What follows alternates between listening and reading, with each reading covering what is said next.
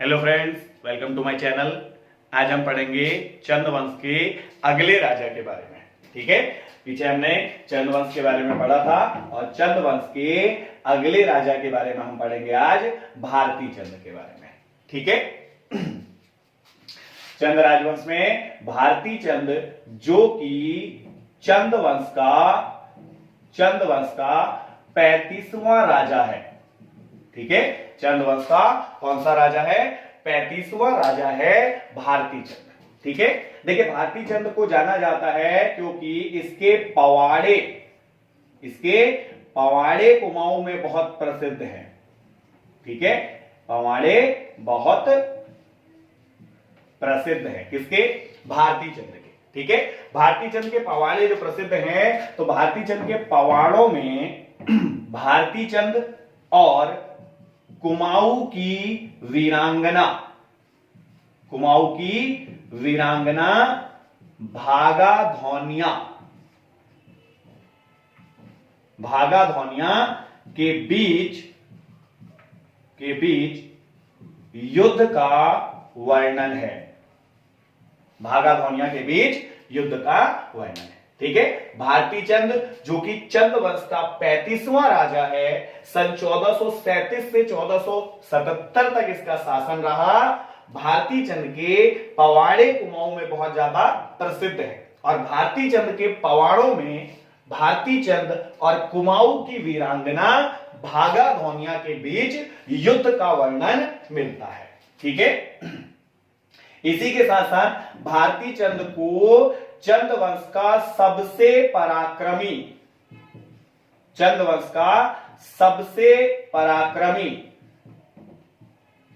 और साहसी राजा, चंद वंश का सबसे पराक्रमी और सबसे साहसी राजा कहा जाता है। किसको? भारती चंद को कहा जाता है। इसके अतिरिक्त इसके अभिलेखों में से चरित्रशील राजा कहा गया है। किसमें कहा गया है? अभिलेखों में।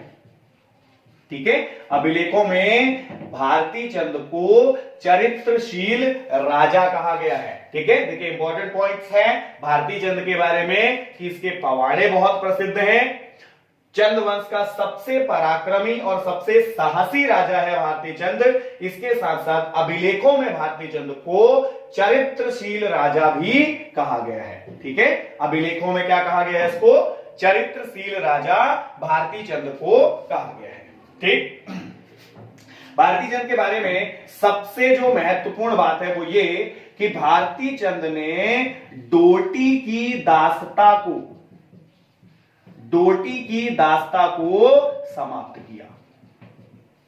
ठीक है, डोटी की दास्ता को समाप्त करने के लिए भारती चंद को जाना जाता है। जब भारती चंद ने डोटी पर आक्रमण किया, देखिए भारती चंद से पहले के जितने भी राजा हैं वे सभी मांडलिक राजा थे, यानी कि वे सभी डोटी को नियमित रूप से कर दिया करते थे। लेकिन पहली बार चंद वंश के राजा भारती चंद ने डोटी को कर देने से मना कर दिया, इनकार कर दिया और डोटी पर आक्रमण कर दिया। ठीक है, डोटी पर आक्रमण के दौरान 12 वर्षीय युद्ध लड़ा गया। डोटी पर आक्रमण के दौरान 12 वर्षीय युद्ध लड़ा गया। भारती चंद और उसकी सेना ने 12 वर्षीय युद्ध लड़ा डोटी में। ठीक है, देखिए भारती चंद की जो सेना थी उसमें उसने सभी जाति के लोगों को सम्मिलित किया था और एक विशाल सेना का निर्माण भारती चंद ने किया और डोटी पर आक्रमण कर दिया। 12 वर्षों तक यह युद्ध चला। ठीक, इस युद्ध में भारती चंद के बेटे रत्नचंद ने अपने पिता की सहायता की। ठीक है, किसने? भारती चंद के बेटे रतनचंद ने अपने पिता की सहायता की, यानी कि पिता की सहायता के लिए बाद में रतनचंद भी इस युद्ध में सम्मिलित हो गया। ठीक है, रतनचंद ने सीरा, सोर, थल, इन सभी राज्यों को जीत लिया। सीरा, सोर और थल, इन सभी राज्यों को रतनचंद ने जीत लिया। पिता की सहायता के लिए युद्ध में सम्मिलित हुआ है। ठीक है, अब देखिए 12 वर्षीय युद्ध के बाद डोटी, सीरा, सोर इन सभी पर विजय प्राप्त कर ली। किसने? भारती चंद ने इन सभी पर विजय प्राप्त कर ली। और विजय प्राप्त करने के बाद डूंगरा बसेड़ा नामक व्यक्ति को सीरा में अपना सामंत नियुक्त कर दिया। किसको नियुक्त किया? डूंगरा बसेड़ा को अपने सामंत के रूप में नियुक्त कर दिया। कहां? सीरा में नियुक्त कर दिया। किसने? भारती चंद ने। ठीक है, 12 वर्षीय युद्ध लड़ा है भारती चंद ने। अच्छा, इस 12 वर्षीय युद्ध के दौरान भारती चंद ने एक प्रथा का प्रचलन किया था, एक प्रथा चलाई थी जिसे कट्टकाली की प्रथा कहते हैं। कौन सी प्रथा कहते हैं? कट्टकाली की प्रथा कहते हैं। देखिए 12 वर्षीय युद्ध के दौरान जितने भी सैनिक थे वो 12 वर्षों तक अपने घर से दूर सैन्य शिविरों में रहे। तब भारती चंद ने उन सैनिकों को अपने साथ किसी भी महिला को रखने की अनुमति दे दी, जिसे कट्टकाली की प्रथा कहा गया। ठीक है, तो 12 वर्षीय युद्ध के दौरान वो जो सैनिक थे उनको अपने साथ किसी भी महिला को रखने की परमिशन दे दी गई। लेकिन जब ये 12 वर्षीय युद्ध समाप्त हुआ, समाप्त हुआ तो इन सैनिकों के कई सारे बच्चे तब तक वहां हो चुके थे। कहां पे? जहां ये युद्ध लड़ रहे हैं, जहां शिविर में ये निवास कर रहे हैं। कट्टकाली की प्रथा के कारण इन्हें अपने साथ किसी भी महिला को रखने की जब अनुमति मिली तो उन महिला और इन सैनिकों से वहां जो संतानें उत्पन्न हुई, 12 वर्षीय युद्ध की समाप्ति पर ये सभी सैनिक उन महिलाओं और संतानों को वहां छोड़कर वापस अपने राज्य लौट गए। ठीक है, ये जो महिलाएं और बच्चे जिन्हें ये छोड़कर यहां चले गए, इन्हीं को आगे जाकर के इन्हीं को नायक जाति कहा गया। इन्हीं को क्या कहा गया? नायक जाति कहा गया। तो 12 वर्षीय युद्ध के कारण किसका उदय हुआ? नायक जाति का उदय हुआ। ठीक है, 12 वर्षीय युद्ध के कारण एक जाति का उदय हुआ जिसको क्या कहा गया? नायक जाति कहा गया। और समाज में इन्हें बहुत बुरी दृष्टि से देखा जाता था। बहुत लंबे समय तक नायक जाति की जो बालिकाएं थी, इनका व्यवसाय केवल वेश्यावृत्ति हुआ करता था। बाद में सन 1919 में नायक सुधार समिति की स्थापना हुई। नायक सुधार समिति की स्थापना हुई जिसके तहत नायक जाति की बालिकाओं के लिए पढ़ने लिखने की व्यवस्था की गई। समाज में उन्हें उचित स्थान दिलाया गया, या ये कह सकते हो कि नायक जाति के उत्थान के प्रयास जो शुरू हुए या किए गए यहां से। ठीक है, तो नायक जाति का उदय 12 वर्षीय युद्ध के कारण हुआ था। ठीक है, और जब डोटी पर आक्रमण किया था तो इस समय डोटी का राजा जयमल था। इस समय डोटी का राजा कौन था? जयमल था। और सीरा में संसार मल का शासन चल रहा था। और सोर में इस समय बम शाह का शासन था। क्लियर है? जब भारती चंद ने डोटी पर आक्रमण किया है, जब रतन चंद ने सीरा, सोर और थल को जीता है, तो उस वक्त डोटी में मल्ल राजा जयमल का शासन चल रहा था, सीरा में संसार मल का शासन चल रहा था और सोर में बम शाह का शासन उस समय चल रहा था। ठीक है, तो 12 वर्षीय युद्ध को जीतने के बाद जब भारती चंद वापस लौटे तो सीरा में अपना सामंत नियुक्त कर दिया। किसे? डूंगरा बसेड़ा नाम के व्यक्ति को अपना सामंत नियुक्त कर दिया। ठीक, इसके बाद भारती चंद वापस लौट गए और वापस लौटकर भारती चंद ने पुत्र से, रत्नचंद अपने पुत्र से प्रसन्न होकर के उसे अगला राजा नियुक्त कर दिया। ठीक है, इसे रतनचंद को अगला शासक नियुक्त कर दिया और सन 1477 से 1488 तक रतनचंद का कुमाऊं में शासन रहा। चंद वंश में इसका शासन स्थापित हुआ।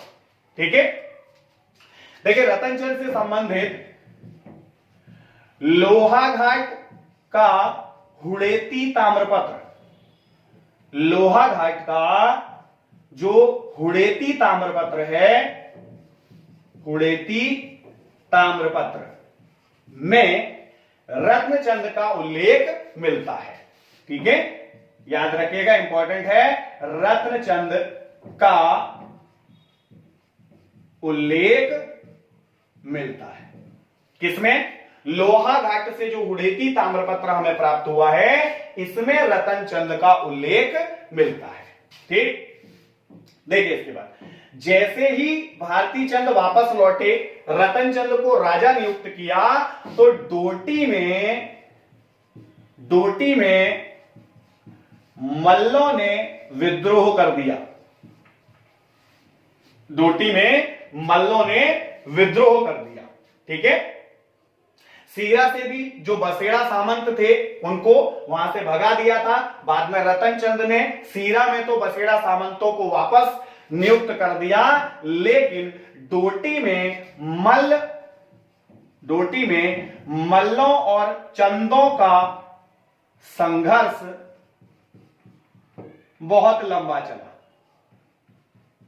ठीक है, डोटी में जो मल्लों और चंदों का संघर्ष था, ये काफी लंबा चला। यानी यहां 1477 से ये कहानी है और 1590 में चंद्रवंश का एक राजा रुद्रचंद, 1590 में चंद्रवंश के राजा रुद्रचंद ने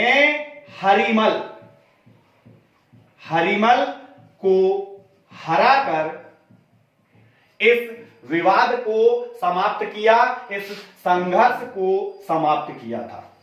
ठीक है, तो रतनचंद के समय में शुरू होगा मल्लों और चंदों का संघर्ष, जो कि 1590 तक चलेगा। और 1590 में रुद्रचंद जब मल्ल राजा हरिमल को हराएंगे, तब जाकर के चंदों और मल्लों का संघर्ष पूरी तरह से समाप्त हो जाएगा। ठीक है, इसके अलावा रतनचंद ने, देखिए, कुमाऊं में पहला भूमि बंदोबस्त, कुमाऊं में पहला भूमि बंदोबस्त किसने करवाया था? रतनचंद ने करवाया। कुमाऊं में पहला भूमि बंदोबस्त किसने कराया? रतनचंद ने कराया। और इसने जिंदा केतल नाम के व्यक्ति को अपना बंदोबस्त अधिकारी नियुक्त किया था। ठीक है, कुमाऊं में पहला भूमि बंदोबस्त किसने कराया है? तो रतनचंद ने कराया है। और रतनचंद ने अपना बंदोबस्त अधिकारी नियुक्त किया है जिंदा केतल को। क्लियर है? रतनचंद के समय में लोहाघाट के हुड़ेती ताम्रपत्र में इसका उल्लेख है। मल्लों को और चंदों के बीच में संघर्ष इसके समय में शुरू हुआ, जो कि 1590 में रुद्रचंद ने समाप्त किया हरिमल को हरा करके। इसके अलावा कुमाऊं में पहला भूमि बंदोबस्त रतनचंद ने कराया और इसने अपना बंदोबस्त अधिकारी किसे नियुक्त किया? जिंदा केतल को इसने अपना बंदोबस्त अधिकारी नियुक्त किया था। ठीक है, रतनचंद के बाद अगला राजा बना कीर्तिचंद। रतनचंद के बाद अगला राजा कौन बना? कीर्तिचंद। ठीक है, रतनचंद के बाद अगला शासक बना कीर्तिचंद। 1488 से 1503 तक इसका शासन रहा। किसका? कीर्तिचंद का। देखो, कीर्तिचंद को एक सबसे महत्वपूर्ण चीज जिसके लिए हम जानते हैं, गढ़वाल के राजा अजयपाल को, गढ़वाल के राजा अजयपाल को इसने युद्ध में हराया था। किसने? कीर्तिचंद ने। कीर्तिचंद के सब से संबंधित सबसे महत्वपूर्ण पॉइंट यही है कि गढ़वाल के राजा अजयपाल को हराने वाला चंद राजा कौन है? कीर्तिचंद है।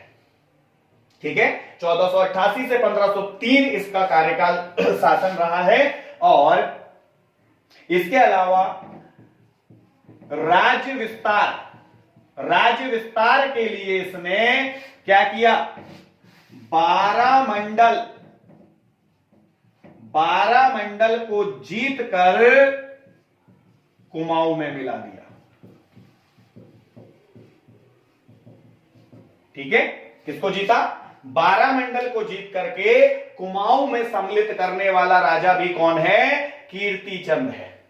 गढ़वाल के राजा अजयपाल को इसने हराया, राज्य विस्तार के लिए 12 मंडल को जीत करके कुमाऊं में कीर्तिचंद ने मिलाया था। ठीक है, देखिए मोस्ट इंपॉर्टेंट, अजयपाल को इसने हराया था। अजयपाल गढ़वाल का वो राजा है जिसने 52 के 52 गढ़ों को जीत लिया।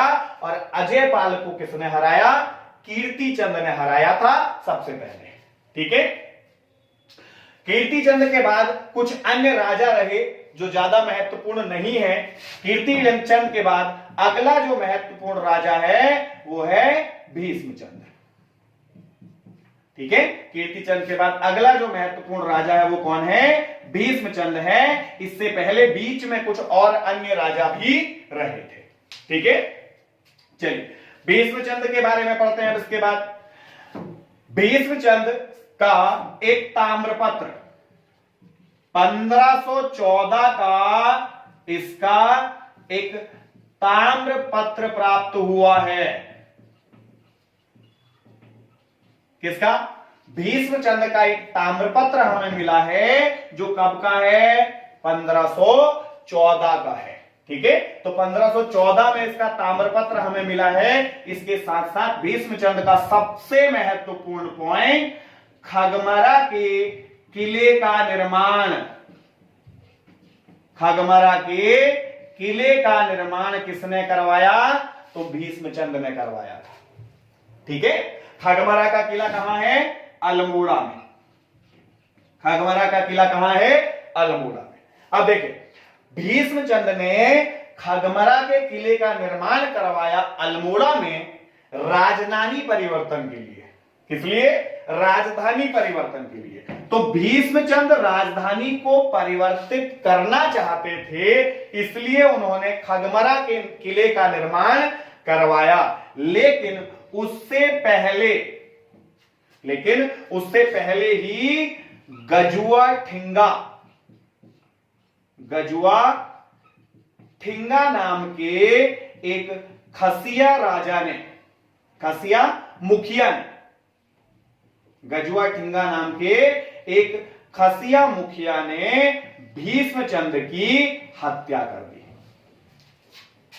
ठीक है, देखिए राजधानी परिवर्तन के विचार से भीष्मचंद ने खगमरा के किले का निर्माण अल्मोड़ा में करवाया, लेकिन उससे पहले ही गजुआ ठिंगा नाम के खसिया मुखिया ने भीष्मचंद की हत्या कर दी।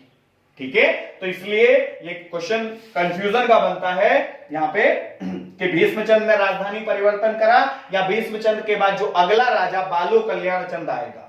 ठीक है, तो राजधानी परिवर्तन पूर्ण रूप से, या ये कह सकते हो राजधानी परिवर्तन बालो कल्याण चंद ने ही किया। भीष्मचंद राजधानी परिवर्तित करें उससे पहले उसकी हत्या हो गई। ठीक है, या ऐसे भी कह सकते हैं कि बालो कल्याण चंद के समय में अल्मोड़ा पूर्ण रूप से चंदों की राजधानी बना था। ठीक है, तो कंफ्यूज नहीं होना है इसमें, राजधानी बालो कल्याण चंद के समय में बनेगी अल्मोड़ा। ठीक है, अब तक चंदों की राजधानी चंपावत थी, भीष्मचंद ने की भी राजधानी चंपावत में ही थी। ठीक है, चंपावत में शासन करने वाला अंतिम राजा है भीष्मचंद। चंपावत को राजधानी बना करके शासन करने वाला अंतिम चंद राजा भीष्मचंद है। इसके बाद अगला राजा बालो कल्याण चंद आएगा, जिसके समय में राजधानी अल्मोड़ा स्थानांतरित हो जाएगी। ठीक है, तो चंदों की पहली राजधानी चंपावत में, और अब आगे बालो कल्याण चंद के बाद से राजधानी कहां रहेगी? अल्मोड़ा में चंदों की राजधानी स्थापित रहेगी। ठीक है, तो बालो कल्याण चंद के बारे में पढ़ेंगे नेक्स्ट क्लास में। ठीक।